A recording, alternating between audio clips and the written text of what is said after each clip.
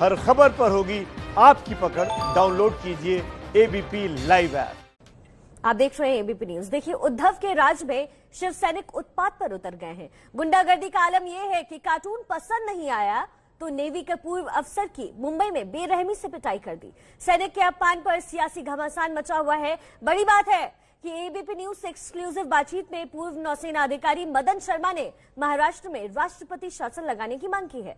साथ ही ये भी कहा है कि अगर राज्य को संभाल नहीं सकते तो उद्धव ठाकरे इस्तीफा दे दे। नेवी के पूर्व अफसर मदन शर्मा की जुबानी शिव सैनिकों की गुंडाई की कहानी आप सुनिए। चीफ मिनिस्टर साहब से मैं प्रार्थना करूंगा कि इस केस को आप देखिए। इस तरह का सीनियर सिटीजन के ऊपर में हमला कराना, कम से कम अगर आपके कार्यकर्ता हैं तो उनको इतना तो सबक दो कि छोटे बड़े का ध्यान रखें, और अगर नहीं कर सकते हैं तो रिजाइन कर दीजिए। मैं राष्ट्रपति सर से और प्रधानमंत्री जी से, होम मिनिस्टर जी से मैं आग्रह करूंगा कि कानून व्यवस्था और ज्यादा बिगड़ने के बजाय महाराष्ट्र में प्रेसिडेंट रूल तत्काल लाया जाए। देश की हिफाजत में अपना सारा जीवन देने वाले एक सैनिक के चेहरे पर दिख रहे ये निशान शिवसेना के कथित गुंडों की तरफ से दिए गए। नौसेना के पूर्व अधिकारी रहे मदन शर्मा से शुक्रवार को शिव सैनिकों ने मारपीट की थी। मदन शर्मा का कसूर इतना था कि उन्होंने महाराष्ट्र के मुख्यमंत्री उद्धव ठाकरे पर बने एक कार्टून को सोशल मीडिया पर शेयर कर दिया था। इसी के बाद शिव सैनिकों ने मदन शर्मा की सोसाइटी में घुसकर उनके साथ मारपीट की।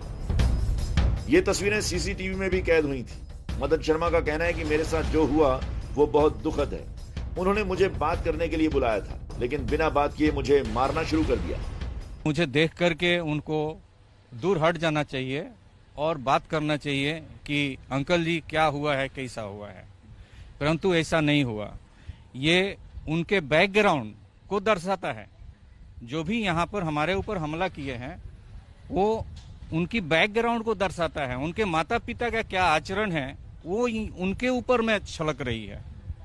तो मैं ये आग्रह करूंगा, ये प्रार्थना करूंगा कि कोई माँ बाप अपने बच्चे को अच्छा संस्कार दे और थोड़ा सा पैसा के लिए, क्षण पैसा के लिए आप कोई गलत काम मत करो जो कि आपको कराया जाए।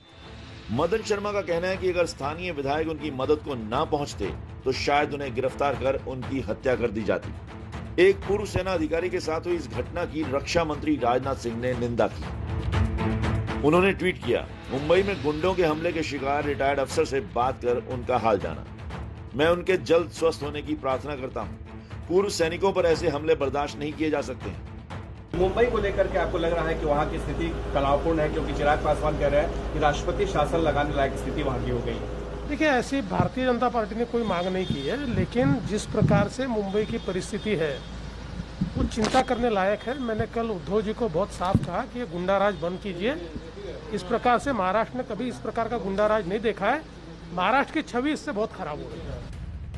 मुंबई बीजेपी के अध्यक्ष आशीष शेलार पूर्व फौजी मदन शर्मा से अस्पताल में मिलने पहुंचे और मुलाकात के बाद आशीष शेलार ने शिवसेना पर जमकर हमला बोला।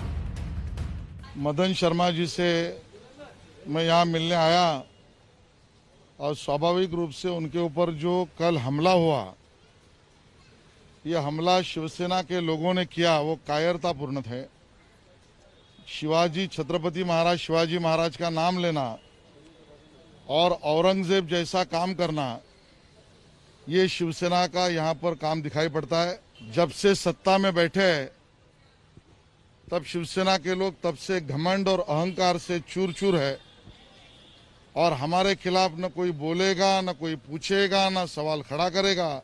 अब कंगना रनावत ने सवाल खड़ा किया तो उसका घर तोड़ दिया, और अभी मदन शर्मा जी ने अपनी बात तो नहीं लेकिन फॉरवर्ड किया हुआ कार्टून, ये उनके मन को पसंद नहीं आया तो उनका आंख फोड़ने का प्रयास किया।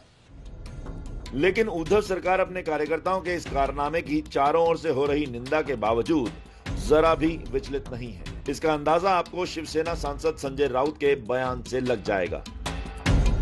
संजय राउत ने कहा है कि महाराष्ट्र में कानून का राज है, जो भी कानून को अपने हाथ में लेता है उसे नजरअंदाज नहीं किया जाएगा। पूर्व नौसेना अधिकारी ने राज्य के मुख्यमंत्री का मानहानि करने वाला व्यंग्य चित्र प्रसारित किया था। उन पर हुआ हमला शिव सैनिकों द्वारा व्यक्त गुस्सा और सहज प्रतिक्रिया थी। फिर भी हमलावर तुरंत गिरफ्तार कर लिए गए, उनके खिलाफ कानूनी कार्रवाई की गई। विपक्ष का इसे राजनीतिक रंग देना दुर्भाग्यपूर्ण है। पीएम, राष्ट्रपति, राज्यपाल, मुख्यमंत्री जैसे संवैधानिक पदों के बारे में आलोचना करते समय अभिव्यक्ति की आजादी के नाम पर जब मनमानी होती है तो लोगों का संयम टूट जाता है। इसलिए सबकी जिम्मेदारी है कि एक दूसरे का आदर करें। समाज में अशांति और तनाव को रोकना सत्ता पक्ष के साथ विपक्ष का भी कर्तव्य है।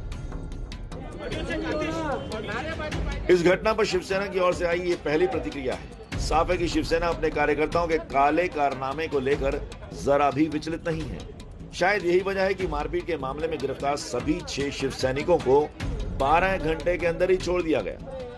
आरोपियों को छोड़ने के विरोध में राज्य विधान परिषद में विपक्ष के नेता प्रवीण दरेकर, स्थानीय विधायक भात खलकर और पीड़ित परिवार के सदस्यों ने कांदीबिली में एसीपी कार्यालय के बाहर विरोध प्रदर्शन किया। उन्होंने आईपीसी की धाराओं 326, 452 और 450 की गैर जमानती धाराओं के तहत आरोपियों के खिलाफ मामला दर्ज किए जाने की मांग की। हालांकि मुंबई पुलिस का कहना है कि कोरोना के खतरे को देखते हुए आरोपियों को जमानत दी गई है।